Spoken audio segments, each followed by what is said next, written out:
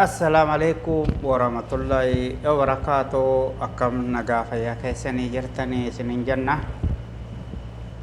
رف نجاح الراس مال قبضتني دفتني جتون كيسني نولمو الرا وننو تقبلني إسني دهانن وان باجي تجرا غرو وننو تهاسو إنتون اسم فيديني جانا أكا خينياتي akka beekumsa nama tokkotti jechuudha.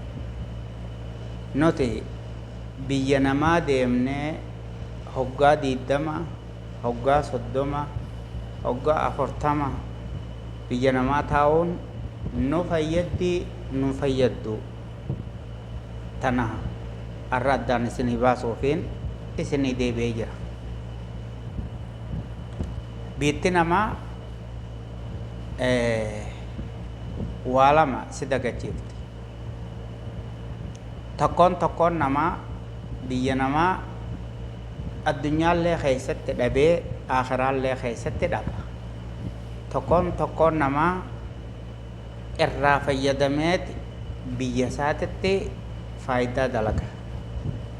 Garuu baay'een namaa akka biyyaa deemeen bu'aa odoo hin buufne biyyatti deebi'uudhaan beekama. Warroonni akkanaa kun warra akkamii? Sababni waan kana fidoo maali jennee madaaluu qabna. Wanni waan kana madaaluuf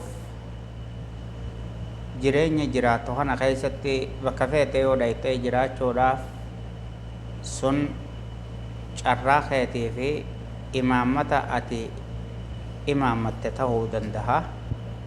Garuu yeroo baay'ee immoo biyya namaa dhaqee namni oduu bu'aa takkan harkateen waggaa 60-70 taa'ee biyyuma sun itti gartee aakhiramee du'aan isaa biyya deebi'ullee ni jira.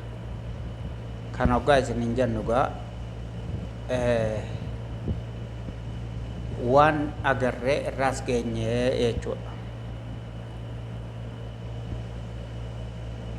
Biyya fi nama fi keessa jiraachuunis rakkoo keessa jiraattee bal'oo keessa jiraattus rakkina abbaan fedhee hin jaalatu. Garuu gammachuun haga biyya namaa jiruu fi haga biyya ta'e jirtu tokko miti. Biyya ta'e keessatti haga feete yoo badii dalaytellee yoo gartee gaarii dalaytellee namoota biyya feeteetiin dhaadatamta.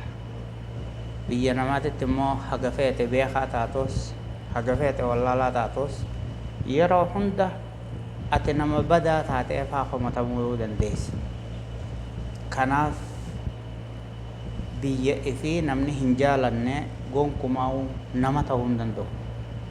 Tokkoffaa akka biyya keenyaatitti walaalle namni biyya keenyaa baay'een isaa lafaa nin qabaa amma immoo lafa tiyya amma immoo biyya tiyya jee kan dhaadatu haga muraasa. Kun maalirraa adeemsa kunii fi wanni kun maalirraa dhufuu danda'ee jettee olaalte. Tokkoffaan yeroo hunda biyya teenya keessa waa dhabni baay'achuu fi amma immoo rakkattee biyyaa bahuudhaatu waan kana fida. Egaa wanni tun dhufte hoo biitti tun biyya ta'e jee namni sun abdii dhabuu danda'a. Karoora duraan qabu immoo laaffisee ilaaluu danda'a. Kanaaf haga jirtanii biyya teessanii dhaadachuu fi biyya teessan jaalachuun dirqama. Namni biyya hin jaalanne nama isaatiis hin jaalatu. Kana beekuu qabdan. Viidiyoon xiyyaarraa asuma irrattiin isinii dhaaba. Haga guyyaa biraatti wayita jaanatti nagaatti.